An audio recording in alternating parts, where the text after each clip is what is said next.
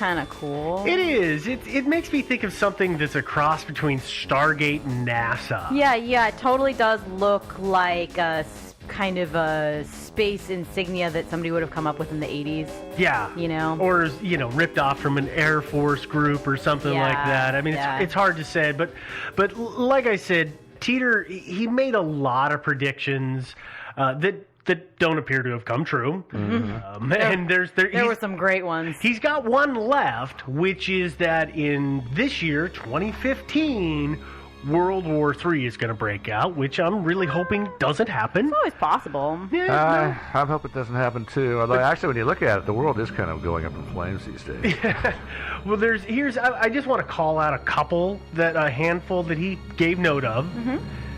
First one is that a civil war would break out in the U.S., and it would start with civil unrest and take off in 2005, and would split the U.S. eventually into 5 separate regions with different leaders and objectives, which obviously hasn't happened. Yeah. We didn't break up. In 2008, the 2008 Olympics would be canceled. That obviously didn't happen. They were in Beijing. Nope. He made a comment. Believe the comment was something along the lines of, "Have you figured out the overheating problem with your space plane?"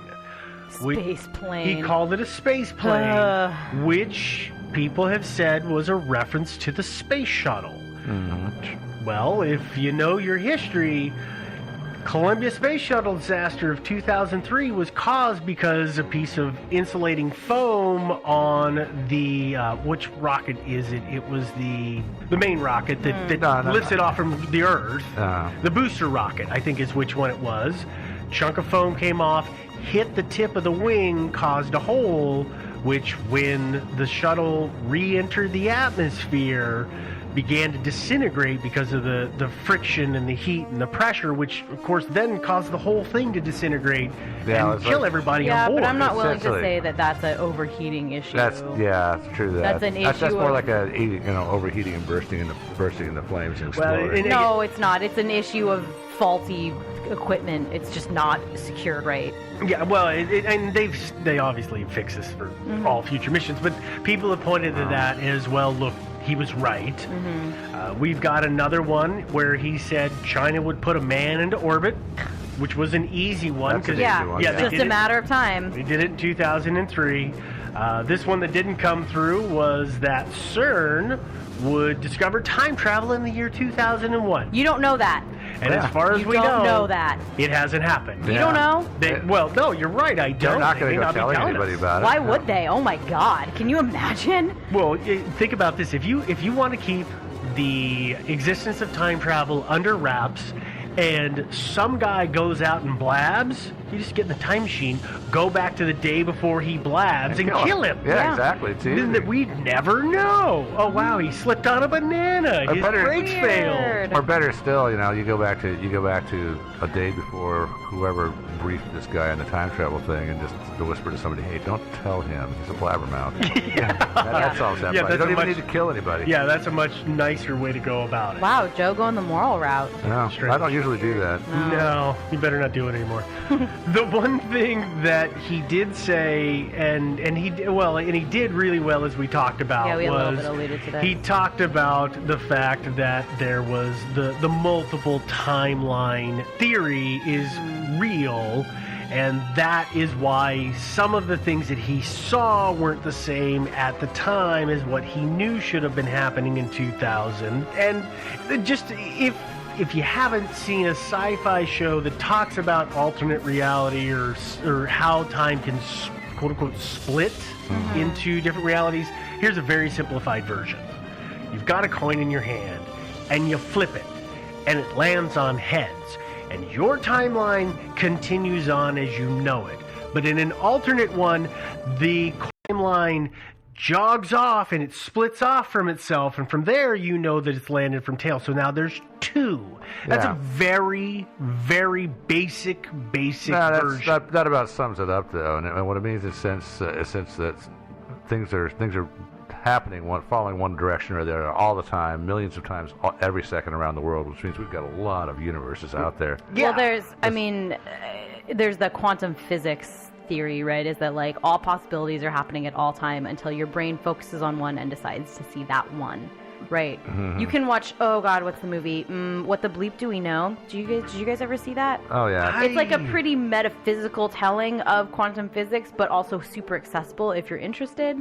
Anyways, it's like I said, it's a just really easy, accessible way to, I guess, kind of start to wrap your head. Yeah, if that's something that may interest you. I'm not saying it's comprehensive in any way, but so in that universe, in that theory, that the flip of the coin, the coin is literally infinite until it's Schrodinger, right? Schrodinger's cat. Yeah. Right? Same thing. So all those millions of different universes all out there in the same time. Got it. This is a solid explanation for it.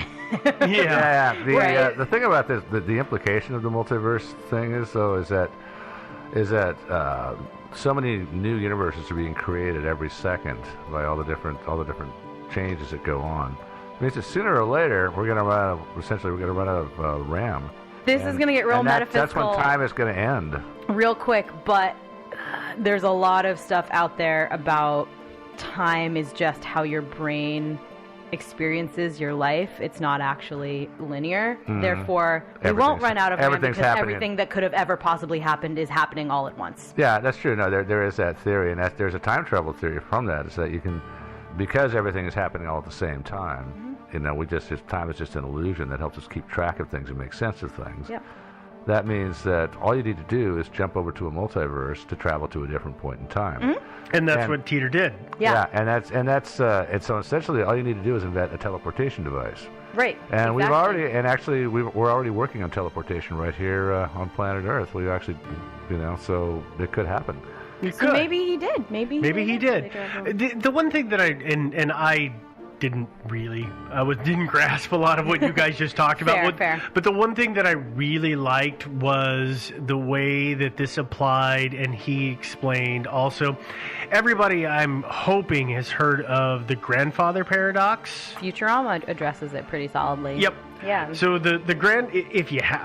if you haven't heard of it, the grandfather paradox was first described in 1943, and it says a time traveler goes back in time and he kills his grandfather before his grandfather meets his grandmother. Problem is, of course, as a result of the time traveler can't have been born. Absolutely. So then his grandfather can't have been killed. Mm-hmm. Yeah. So it's this paradox of to have one, you can't have the other. So the alternate reality thing solves that. Well, actually, and it doesn't need to be solved by alternate reality, because you can go back in time, murder your grandfather, and not cease to exist because your grandmother had an affair and he's not actually your grandfather. Yeah, that's or you can do Futurama off. And just be your own grandfather. There is that. There is that. Okay.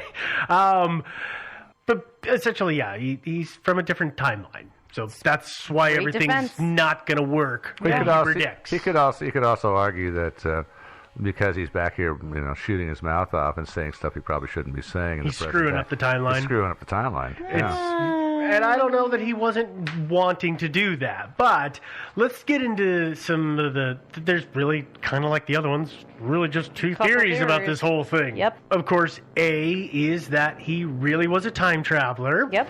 And I did, of course, look at the specs, and they make sense to me from a guy who doesn't know how time travel works. Sure. So it's impressively detailed, and there's some stuff in there that seems accurate. He did kind of hit the mark on a few things, but like I said, the multiverse thing really defends him, so he could have been real. The problem, actually, that I read about the whole, the science behind it and all that stuff, with the specs that he described, that unit that he would have moved from car to car, I think they said would have weighed somewhere or in the neighborhood of 1,500 pounds. Mm-hmm. And that he claimed to have just moved it himself. Well, he never said he didn't have a forklift. Perhaps in the future, people are really strong. Really strong. He is a soldier. But so that was a problem that I saw presented fairly frequently was that people did look at the specs and kind of try and do the math and crunch the numbers on what that thing would have weighed at that point, and it was just huge. And the he had other it thing is sitting that, on his seat, right? Yeah. the other thing is that he wasn't a scientist from his time. He was a soldier and then a farmer, according to him, who then got into the time travel program as an adult and was sent back. So Yeah. his grasp of it might not have been 100% accurate. The specs that he posted were supposedly pictures that he took of the user manual, so that it doesn't have to be that his Oh. understanding was wrong. Good point, He just good point. posted specs that he ostensibly had, and Yep. he didn't have to understand what it meant. Yes. Well, let's do the second theory on Teeter, Okay. which is... It's a hoax. Well, yeah. Yeah. Yeah, Turns exactly. out Teeter didn't appear for the first time ever in the year 2000. Yeah. He first appeared in 1998. Well, he's a time Or at least traveler. the name turned up in 1998. Like I with said, he's a fa- time traveler, dude.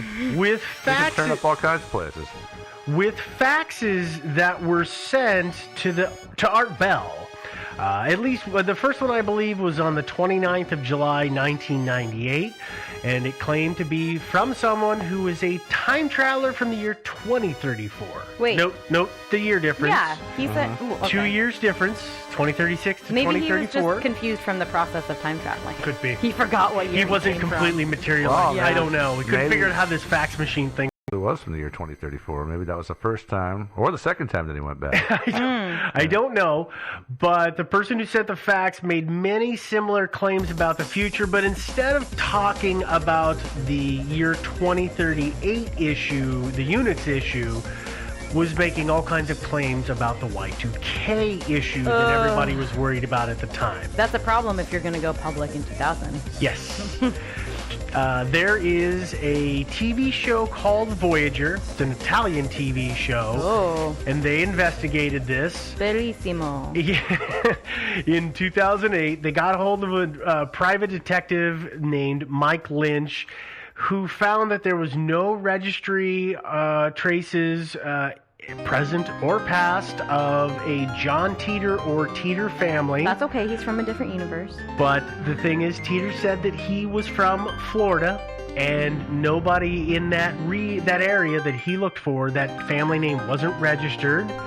But he did find a for-profit company called the John Teeter Foundation, which was formed on the 16th of September 2003. It had no office. It was it had a P.O. box in Kissimmee. Is that how you say that? I'm gonna Kissimmee? go for Kissimmee. All right, Kissimmee, Florida. There's no evidence anywhere of Teeter to be found, and the only person who happens to be the CEO of the John Teeter Foundation by the name of Larry Haber is the only person who ever seems to have met Teeter or have any encounters with In real life. in real life, in IRL.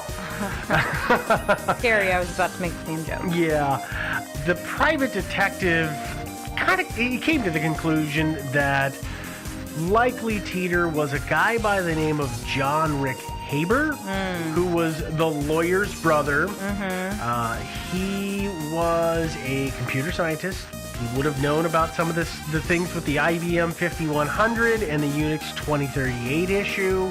And his name evidently is on a post office box application for the John Teeter Foundation. Okay. So That's suspicious. there's a problem.